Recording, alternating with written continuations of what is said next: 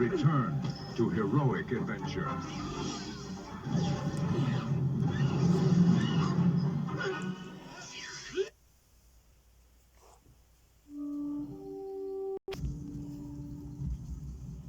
I played this once, some year ago. Oh, bear's coming up, magic's coming up. What pisses me off, if this is like, try to restore the Star Wars and all that, why is this in DTS HDMA? Huh? These movies were in Dolby Stereo A-type, so you should have Dolby encoding and such, and and I doubt. Let's just have another listen to this Jedi sort of thing, because I know it's flawed.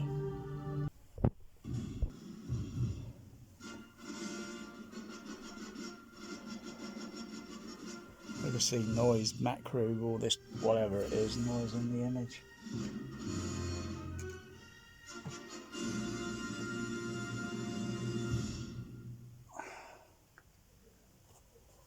Let's just jump to a chapter.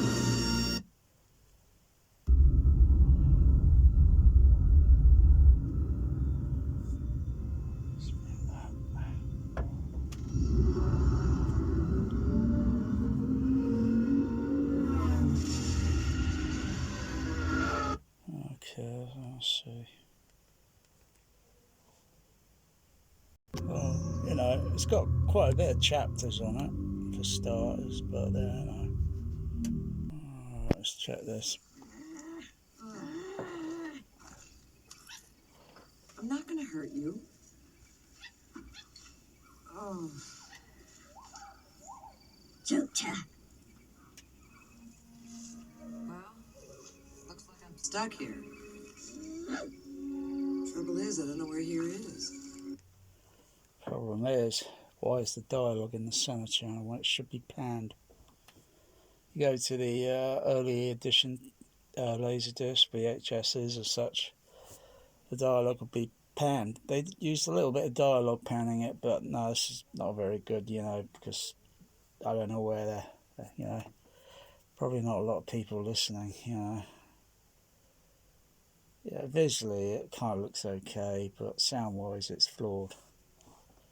So it hasn't got the dialogue panning in it, sort of thing, and it looks a little bit too hyper in the, just looks a little bit like all these living typical blue 4K discs today, bloody hype up, bloody colours and such. Yeah, mixed bag really. Disappointing, and it gets worse. Well, looks like I'm stuck here. So if I mute the center. Trouble is, I don't know where here is. Maybe you can help me.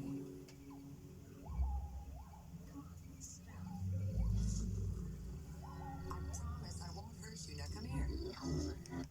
Yeah, a bit of the dialogue sort of like in the left or right, very faint, That's those sort of things sometimes are legit mixing things, legit, but this can't be because it's a recreation.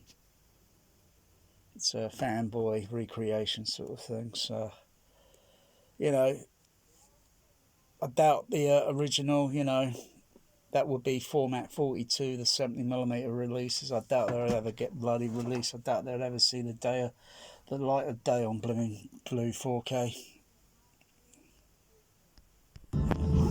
Even in this bit, should be a little bit dialogue panned, and a little bit dialogue panned, but dumping it in the bloody center channel.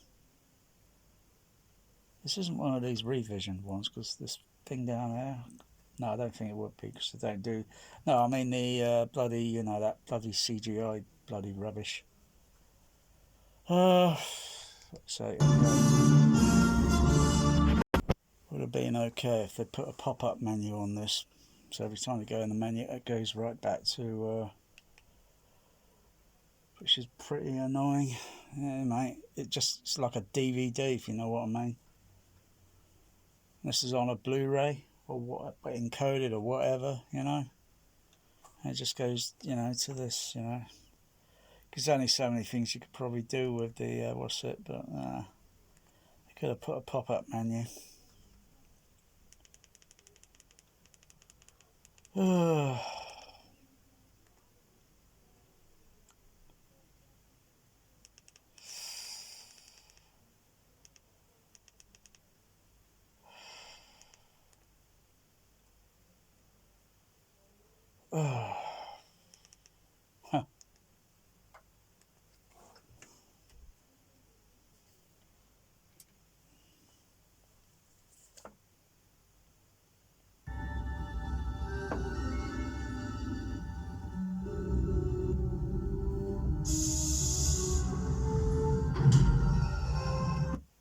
Yeah, well, of course you've got pan sounds like that, which are common, but everything else, you know, some of the dialogue pans in it are like dumped in the center channel, like George Lucas did with the '93 Laserdisc edition.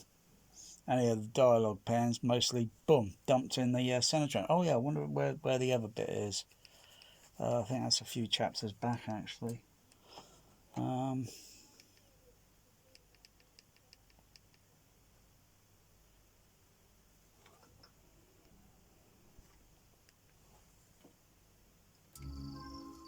So I'll keep the center channel muted.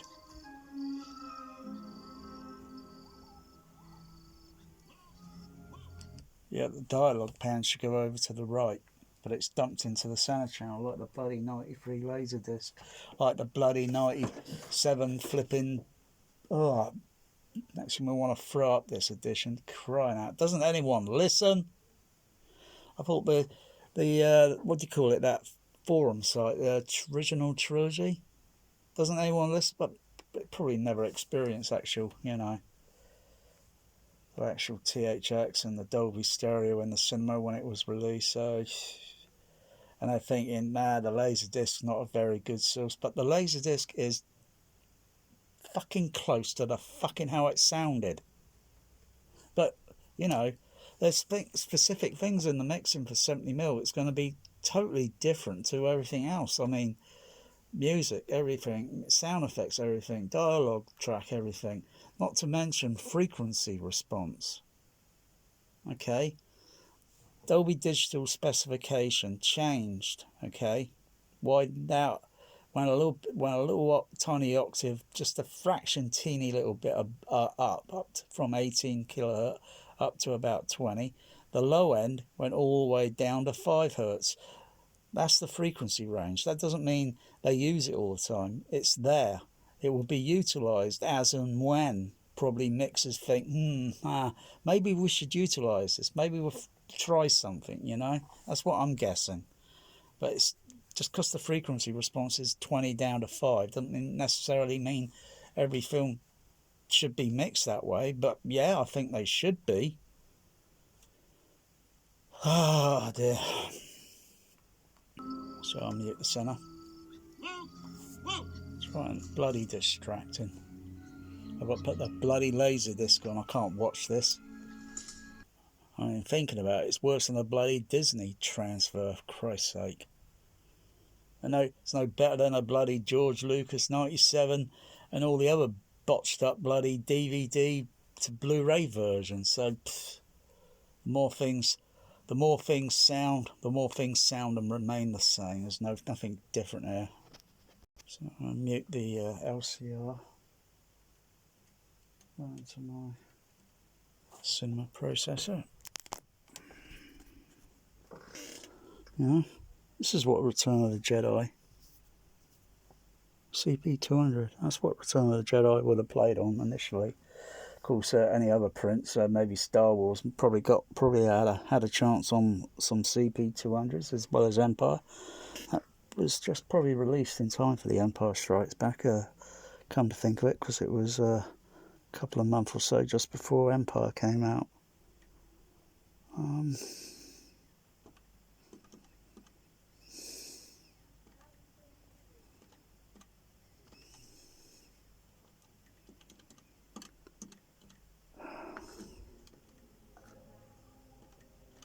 So mute the surrounds.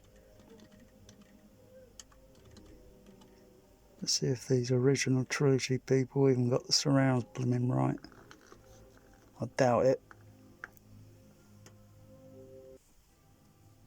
Crikey, they can't even get the bloody surrounds right. So it's not even a real 5.1 or whatever, it's BS.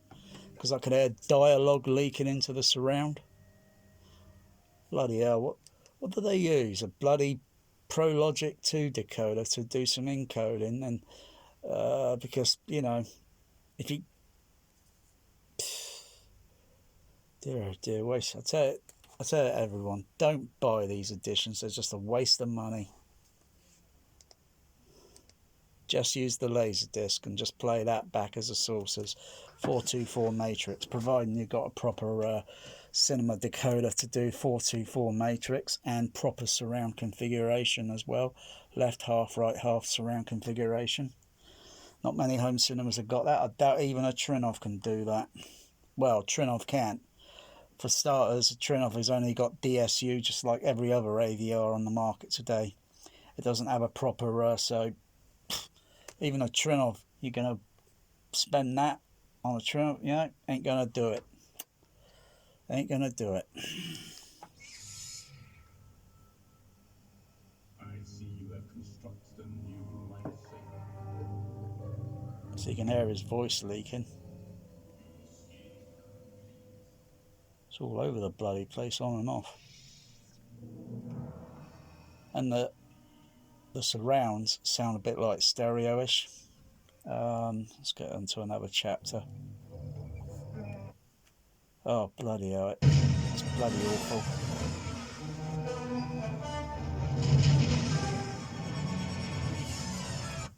Let's have a listen.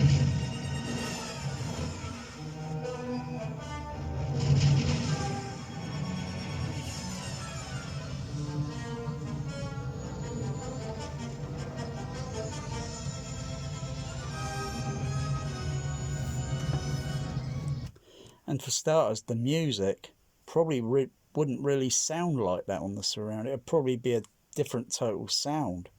It may even be muted in the mix on the 70mm. It would have a different tonal sound instrumentally with different certain specific elements of the music score of the LSO. Oh dear. Until you got an actual, where are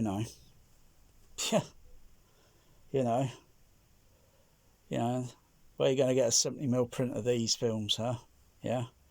And you got to be like, is it going to play well? Because you got probably a few chances to do it right. Do a telecin, capture the soundtrack digitally, so it has to go into a multi recorder. Capture that raw. You probably want to do maybe a few passes in real time, of course. Do one without Dolby Stereo A-type applied, and then do another one with Dolby Stereo A-type applied noise reduction. You got everything set up. Leave all the bloody scratches, the Q dots, leave all that bloody in, because you know what? Because when someone like that watches it, or even myself, I'll be pinching myself, because I never saw 70mm ones. Only 35, 44 Dolby Stereo A types at the local, and even still, pretty still damn good. The only difference with discrete is it's uncompressed audio, and the dynamic range is pretty big. Pity really that they just don't want to share the originals with anyone, and then fans try to take it on themselves, and it's like, they've got very little to go on.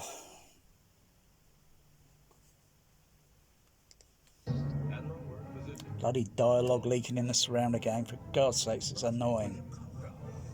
It's distracting.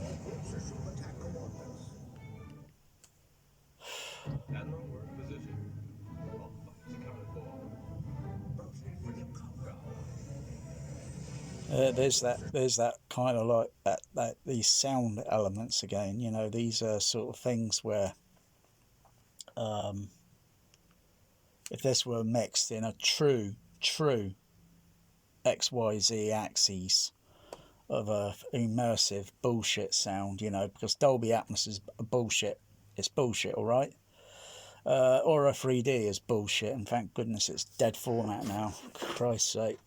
Bloody listen to that garbage trash on the overhead surround with the bloody echo chamber on it. Sounds like a cheap, realistic, Tandy 1980s echo chamber stuck on the bloody AVR. Bloody takes the piss, it does. And DDSX or DDSX Pro, load of rubbish. I've looked at the specs. And they're just fucking useless. Where does fucking all this immersive sound go from? So you got your speakers all laid out this way, yeah? All round the wall, yeah, all round the fucking walls. Is that fucking unclear for anyone to fucking understand? And the fucking sound only goes from there up to the fucking ceiling and then back fucking down. There's no true fucking below discrete fucking surround. And it pisses me off. 10 fucking years of fucking Atmos. Fucking what a waste of time. Yeah, a lot of people buy that shit. I don't buy that shit, Mal. I've had a fucking enough of it. Especially when they're old fucking movies. They fake the fucking overhead. But yeah, I could see where sound would be coming from legitimately in a kind of hokey pokey fabricated film mix. Whereas reality, you can't fool nature, all right?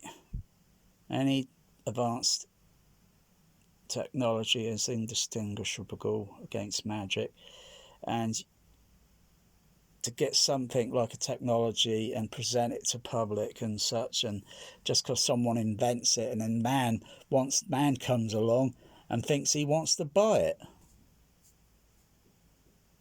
it in, like, you know, you only have to look at the specs.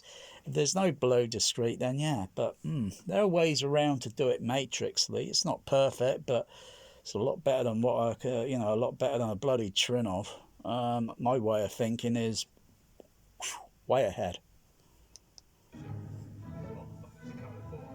So in a bullshit fabricated sound, you'd have those fucking spaceships. They're appearing down here on the screen. On the screen, they'll be up there on the fucking screen, but they will be appearing, sounding off screen, indiscreet and sounding and moving along, and then they come on screen, and then they fade away from the corners. You've got to have many axes, you have many surround. Fucking no. How long's a piece of string? It's bigger than the fucking universe. And the fucking Disney blew this motherfucker up. Fuck's sake. Can you believe that shit? See, the Falcon, would come in and all the other fucking spaceship fucking sounding, but that doesn't happen. How many fucking channels would that be? Realistically, if I was thinking about it, a basics, all right, you'd have to have discretes. You'd have to have fucking corner speakers halfway down, literally, of the walls, yeah, and then down there. That's a below surround matrix, but they got to be like fitted to the walls, okay? So they got to do the fucking wall right, all round, top up round there, and then behind the screen. Of course they will be behind the screen, and then below part of the screen near the masking sort of thing on the black felt cloth that's usually typical in some cinemas. Do all that all around the fucking room. And then you do your over fucking head. That, not like that's been fucking done before. Fucking overhead surround, it fucking existed since the late fucking 60s. But never publicised to the public, as well as Tower Park UCI, never publicised. It was there, and if the public couldn't fucking see it, they must be fucking blind. And then you got to have the complexity of below surround is extremely fucking complex. It's not easy. It's not an easy sort of thing. It's not as overhead surround sort of thing. That's easy. You can't see these. I've got to cover my hand up over that, and you can see some of them over there. And then there's one of my dog channels, dog 1, and I've got dog 2, dog 3. So I've got 9 overheads. Actually, the surrounds are kind of like running like 12 channel. Yeah, try that on a Trinov. So you got to have all these fucking channels, and then you got to do the fucking mixing and shit. And to do a fucking mix like that will take fucking more than the average run at time. It would take a fucking long time. Because these movies wouldn't be pumped out like fucking gasoline. Fucking petrol, you know.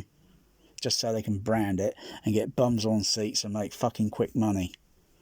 It will take fucking a long time because the craft of it has got to be done right to pass by people like me. I know what to look for, I know what to listen for, and I know what to feel for. And if I can sense that it's out of place, and I'm thinking, fuck's sake, that's totally put me off. So you got to have good fucking minds to put this shit together. But as for this fucking thing, I'm turning it off.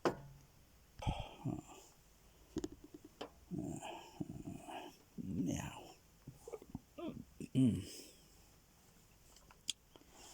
Let's have another look. See what more train wreck there's. You know, this train wreck on here sounds a bit like some botched up Dolby Atmos cheap fucking crap. Fucking waste of my fucking time. Put the laser disc on, and then anyone would think, fucking hell, was that fucking Dolby Atmos playing?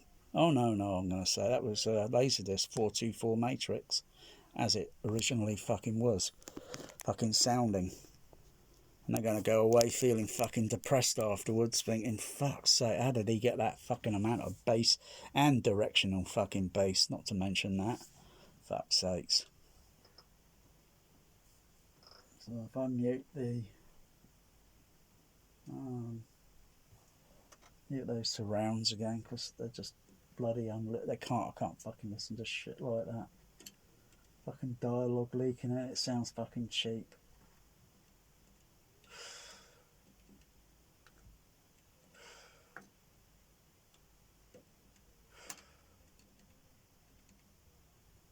I wouldn't even say this is a good attempt. Fucking hell, there's no scratch mark, and it's not even recreating like what the fucking things were. There are no fucking Q dots.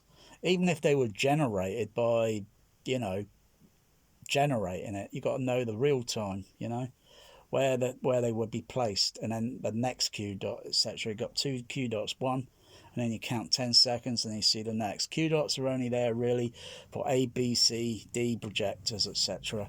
So you got all the films, you got 4 films reels all ready lined up. You got a load of more film reels. You start projector A, run it, and when it comes up to Q dot, you stand by for projector B, and then you get that running up, and then you load up projector A with the next film print, okay, because you're going to go through A, B, C, D. Those are typical 4 projectors in some screens. Sometimes there are only 2, and so you've got to be on the ball, you know, if you're running spools. If you make it all up, put it on a cake platter or a tower, or preferably a cake platter. Let's see what's going on there. Well, this will be the shortest offensive of all time. Oh, crap. Prepare to jump into hyperspace on my mark. All right, stand by.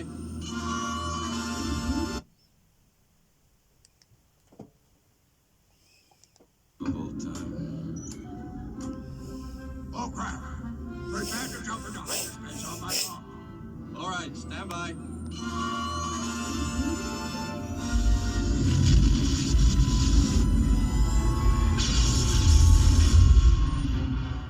It's quite deep on the LFE, but I bet even the LFE's botched up, because if the LFE is going seriously below 20 hertz, it shouldn't even be doing that, because the 70mm print wouldn't be doing that.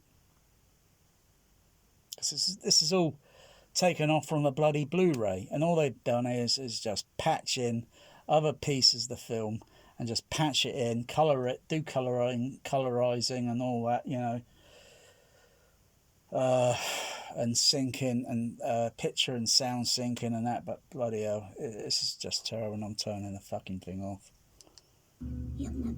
Put the laser disc on, for Christ's sake.